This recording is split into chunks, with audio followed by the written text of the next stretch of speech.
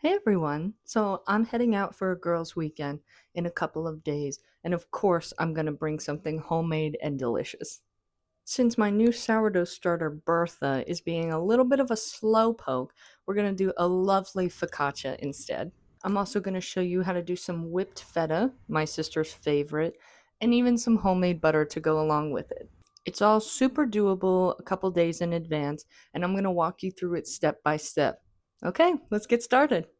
Oh my god, we're back at the table. Isn't that crazy? It's crazy that you're here. Sorry. And I'm here. And we're here together. I mean, it's not that crazy that I'm here because I live here. It's crazy that you're here. And you keep showing up. That's crazy. That's crazy. Guess what? We're going to make focaccia bread because this Bertha, I don't know if y'all have met Bertha yet. Bertha can't get her life together. We have Bertha 1.0 and 2.0 because the scientist in me must experiment. So one control group is never enough. Okay, here's the game plan. We're going to whip up this focaccia because it's got to sit for a long time. It's got to sit for 2 to 3 hours. Dang, it's already 6:30 at night.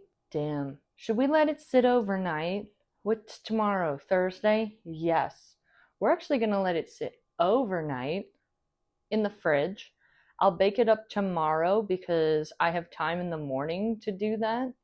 So we'll get that started tonight. You and I, we're thinking together right now. And then tonight, we'll make whipped feta, my sister's favorite. I'll show you how to make homemade butter. The one thing I learned recently is that if you want to make homemade butter, you should let your cream come to room temp. So you see her sweating? You see that?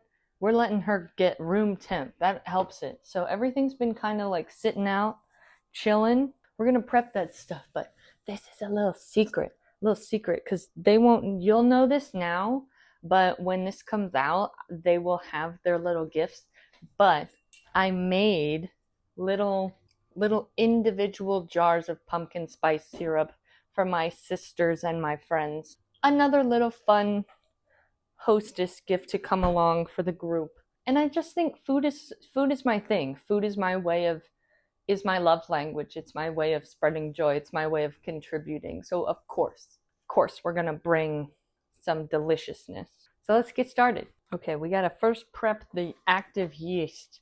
The thing I love about sourdough, even though it takes forever, is like there's something about naturally yeasted bread that gets such a different texture. I was in my active yeasted bread moment for a hot minute, making milk bread and hot dog buns and all that stuff. And I'm just like, I'm ready for Bertha to get her life together. Also, people will tell you left, right, up and down that you have to use filtered water. I don't with active,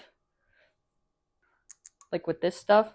I just use sink water. Sue me. We're starting out.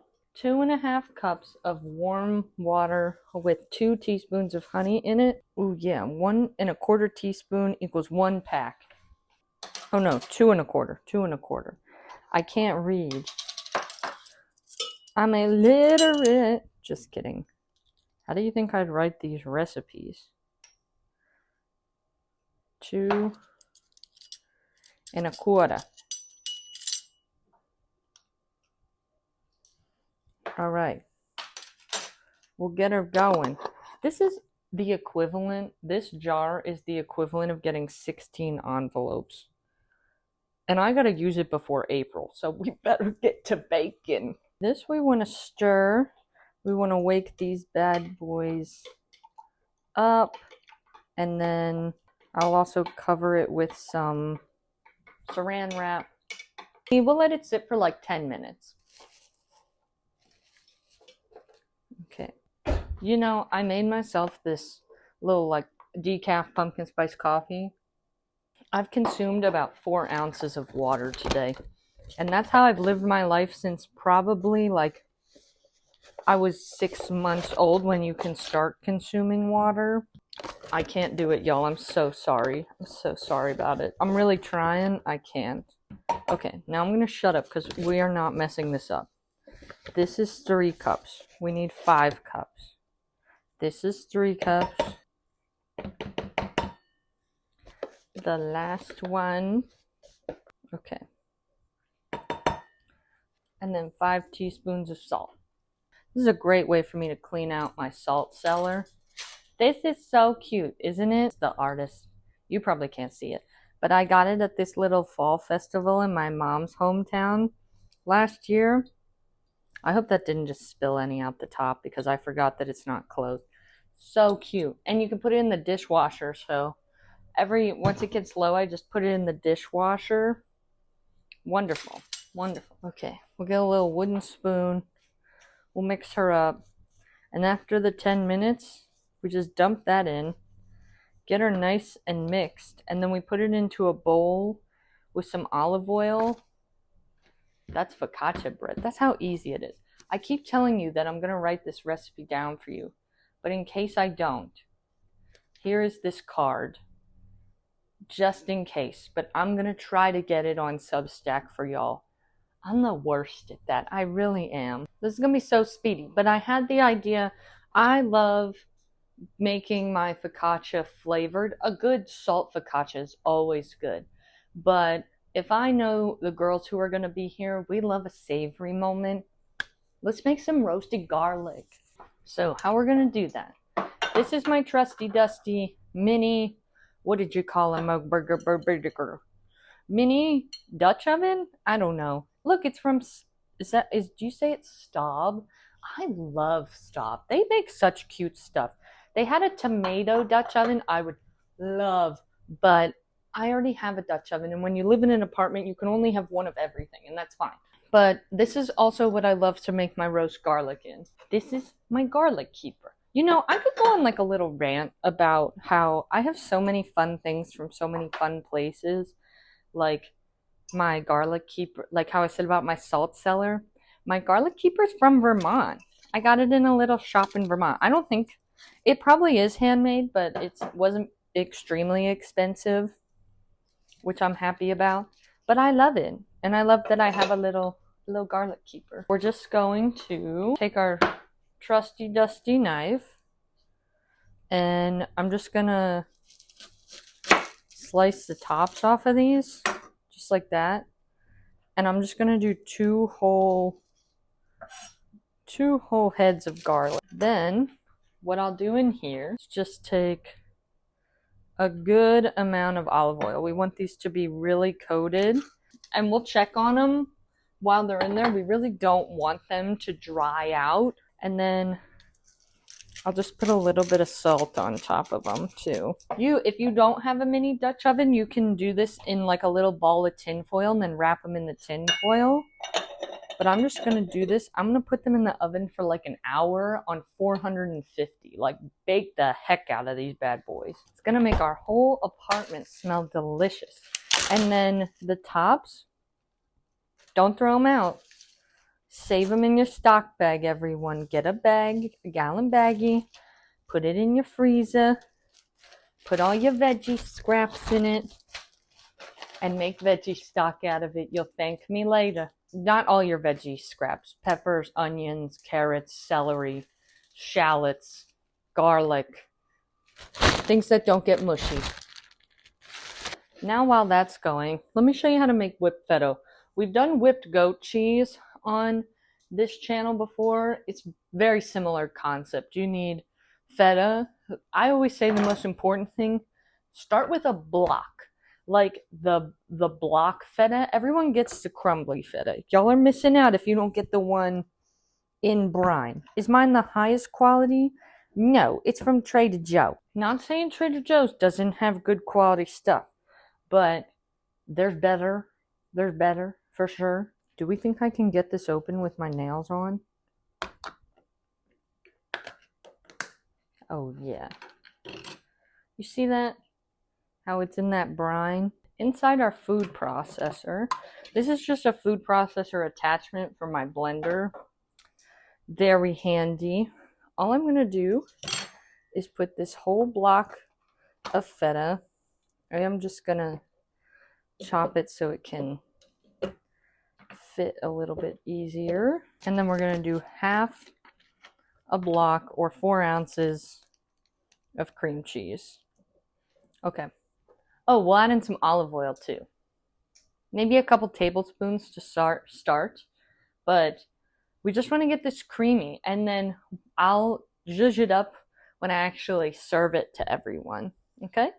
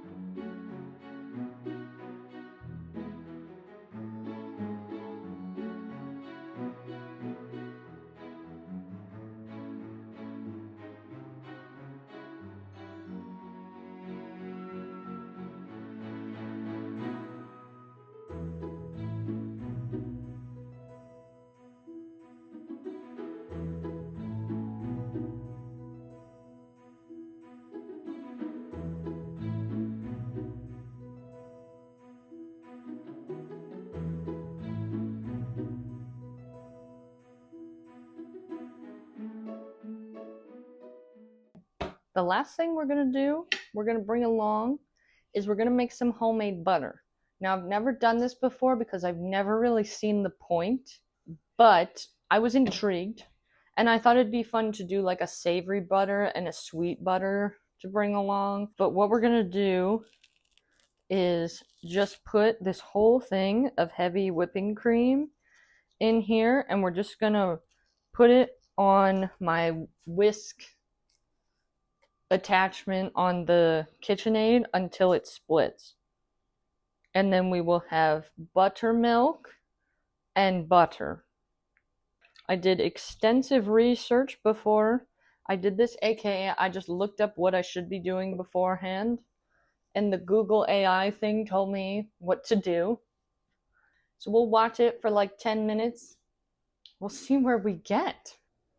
So we put her in the stand mixer and got her going. I put it on like medium high, didn't know how fast this should go.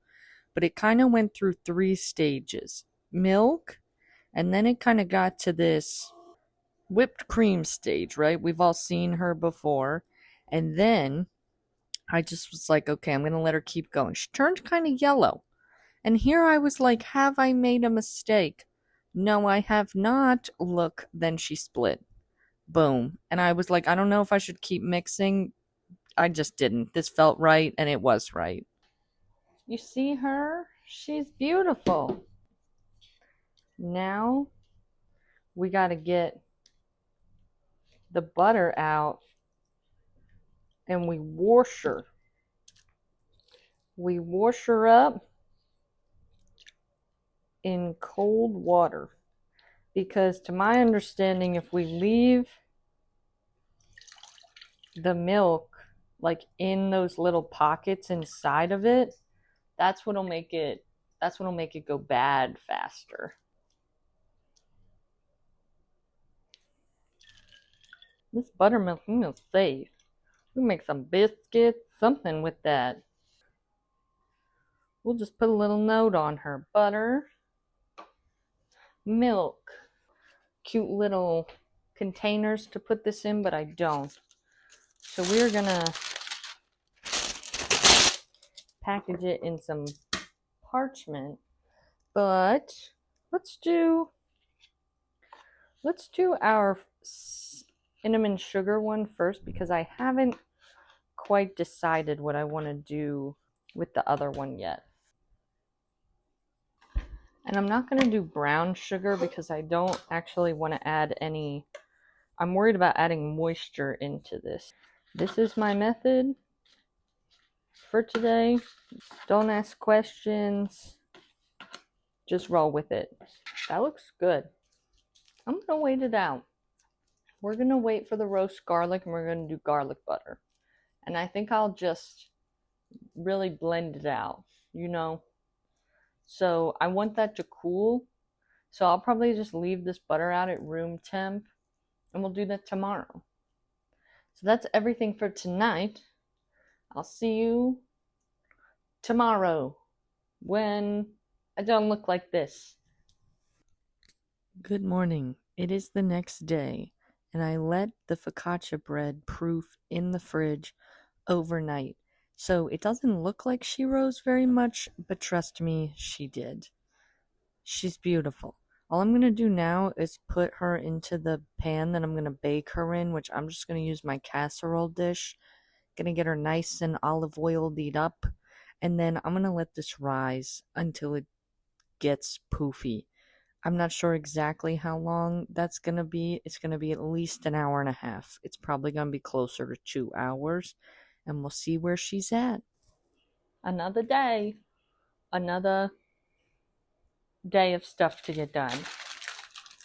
We have our butter out. I've been letting it kind of re-soften, and we're going to work in some of our roasted garlic from yesterday. Look at her. She's gorge. Smells wonderful. And then we have the piece de resistance. It's been doing its second rise this morning. I kind of want to flip this.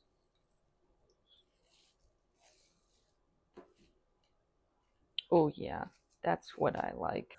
I think we're just gonna do salt because we also have the feta, and I'll keep one head of the roasted garlic to put on top of the whipped feta, and then I'll put the other one in the butter. Okay, that's the vision here. Okay, we're gonna do kosher salt for the butter, but I have this Celtic sea salt that I normally use just for pasta water. But I love that the salt flecks are really big. I'll show you. They're kind of gray, but they're really large, and I think they just add not only nice texture but nice good salty bite that is a little bit different than just like traditional kosher salt. And then we'll just dimple her up really good. Get the salt down in there, up, down, all around. And then once our oven preheats, we're going to bake this for, I believe, 20 minutes? 450 for 20 to 25 minutes. It says 25, but I don't think I ever actually do full 25. We really want to work this flat. Dang, we might need both for this. I think we will, folks. All right. This ended up working out fine. And then I'm just going to try to get these really mixed up. Like, I don't want a big, I don't mind like a thing of skin, but we want this incorporated into all of the butter. So we're going to kind of push and pull. She looks good and cohesive now. I'm going to use this to get it back into a nice formed up little ball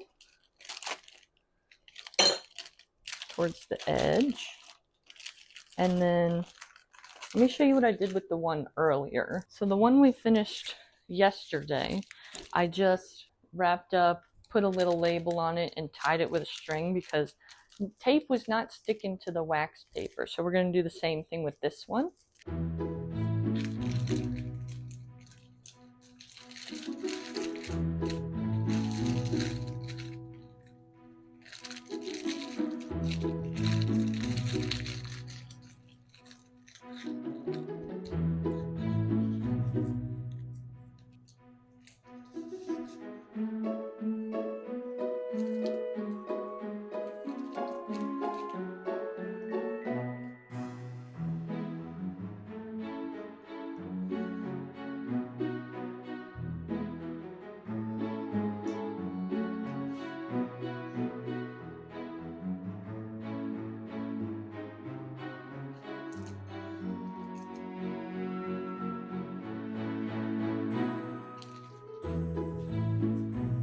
And that's it for my little girl's weekend prep.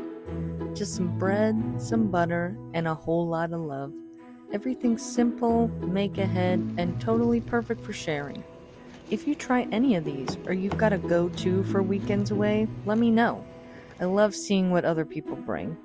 And if you like hanging out in the kitchen with me, hit subscribe so you don't miss the next one. I'll see you at the table again soon. Bye!